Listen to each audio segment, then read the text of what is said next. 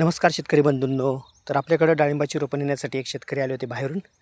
तर त्यांचा एक प्रश्न होता की तुम्ही जे सांगताय हे जवळजवळ लागवड दिसते आणि त्यासाठी तुम्ही जे काम केलेलं आहे ते ठीक आहे, पण हे 6 महिन्यानंतर कळी फेकेल झाड मान्य आहे, पण ती कळी झाड म्हणजे फळ ते त्याला आवरेल का, किंवा ते फळ मार्केटपर्यंत नेईल एवढं मोठं होईल का?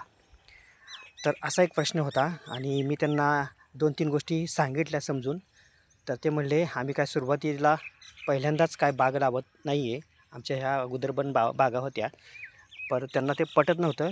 पण जेव्हा त्यांच्या लक्षात आलं तेव्हा त्यांनीही मान्य केलं, की जशा पद्धतीनं याचं पुढचं शेड्यूल आहे, तर त्या पद्धतीनं नक्कीच या झाडाला 6 महिन्यानंतर कळी तोडायची बंद केली तर ती कळी सेटिंग होतेच आणि मार्केटपर्यंत माल जातो. आणि तो थोडा नाही, 2-4 फळं वगैरे नाही, तर कमीत कमी 20 किलो माल सहज निघतो एका झाडाला.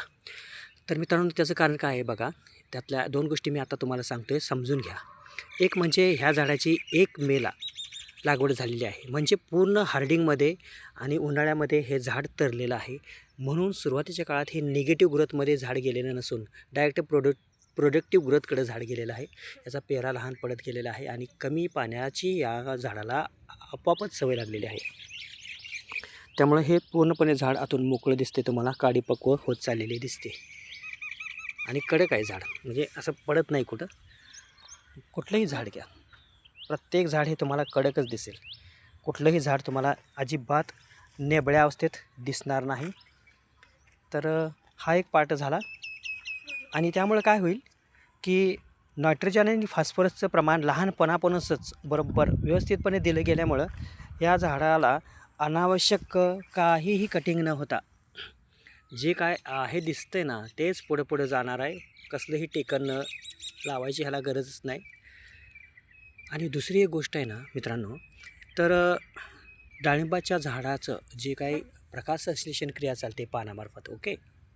तर ती पानामार्फत जी प्रकाश संश्लेषण क्रिया चालते, म्हणजे अन्न निर्मिती हे जी चालते ना, तर त्यासाठी सूर्यप्रकाश किती लागतो हा एक महत्त्वाचा मॅटर आहे मित्रांनो. तर जेव्हा मे महिना होता ना मित्रांनो, तर त्यावेळेस साधारणपणे 11,000च्या आसपास 11,000 फूट कॅन्डल लाईट एवढा सूर्यप्रकाश पडत होता. तर तेवढा सूर्यप्रकाश पडत होता पूर्ण 1 महिन्यात टेम्परेचरमध्ये.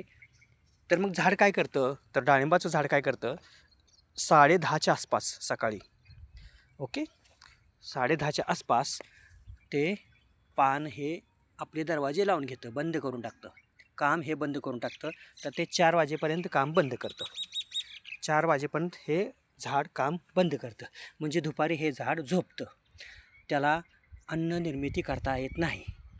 तर आता काय गंमत आहे सांगतो तुम्हाला. आता जूनमध्ये जरी पाऊस नाही पडला तर टेम्परेचर कमी होतं, म्हणजे जवळजवळ हे झाड आता ढगाळ वातावरण असल्यामुळं, ठीक आहे, ढगाळ वातावरण असल्यामुळं हे या 3 महिन्यात, म्हणजे आता बघा जून हा जुलै ऑगस्ट आणि सप्टेंबरपर्यंत कमीत कमी जास्तीत जास्त अन्न निर्मिती करेल पानाकडून.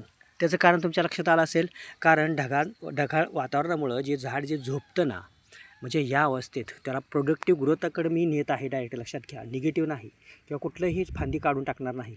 तर ते अन्न निर्मिती करत असताना त्याला डाळिंबाच्या झाडाला 5,000 ते 7,000 फूट कॅन्डल लाईट एवढा सूर्यप्रकाश लागतो.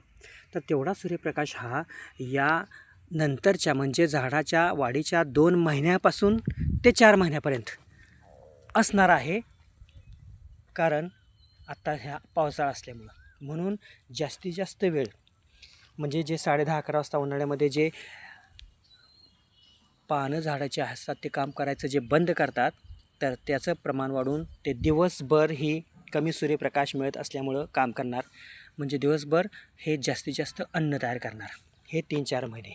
आणि त्याच्यामुळे मित्रांनो त्याचं बेनिफिट काय आहे, तर त्याचं बेनिफिट हे होतं की अन्न निर्मिती जास्त तयार असल्यामुळं झाड हे पूर्णपणे व्हेजिटेटिव्ह ग्रोथकडे जातं, म्हणजे व्हेजिटेटिव्ह ग्रोथकडून प्रोडक्टिव्ह ग्रोथकडे जातं.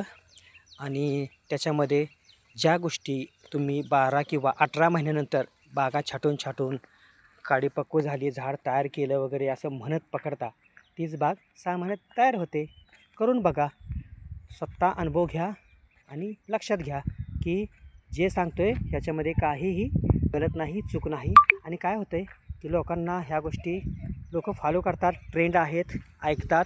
पण मित्रांनो, ह्याला लहानपणापासून जर तुम्ही काठीच लावत असाल आणि पेरा मोठा करून त्याला भरपूर पाणी देऊन तुमच्या सोयीनुसार जर वाढवत असाल तर तुम्ही 18 किंवा 2 वर्ष किंवा 1.5 वर्ष हे लागणारच आहेत. तर अशा प्रकारचे माहिती व्यवस्थितपणे अचूक मिळवण्यासाठी आणि कमी जागेमध्ये कमी वेळामध्ये डाळिंब या शेतीचं जास्तीत जास्त उत्पन्न जर घ्यायचं असेल तर नक्कीच माझ्या चॅनलला सबस्क्राईब करा. 100% तुम्हाला बेनिफिट मिळणार आहे. ही माझी दुसरी वेळ आहे अशा प्रकारची डाळिंब बाग लावण्याची. त्यामुळं मी जसा कॉन्फिडेंटली आहे तसंच तुम्हीही चुकीचं ज्ञान डोक्यातनं काढून टाकून योग्य ती माहिती आपल्या बागेसाठी जास्तीत जास्त पैसे मिळवण्यासाठी घेऊन तुमच्या बागेत जमिनीचा अभ्यास करून अप्लाय करा. धन्यवाद.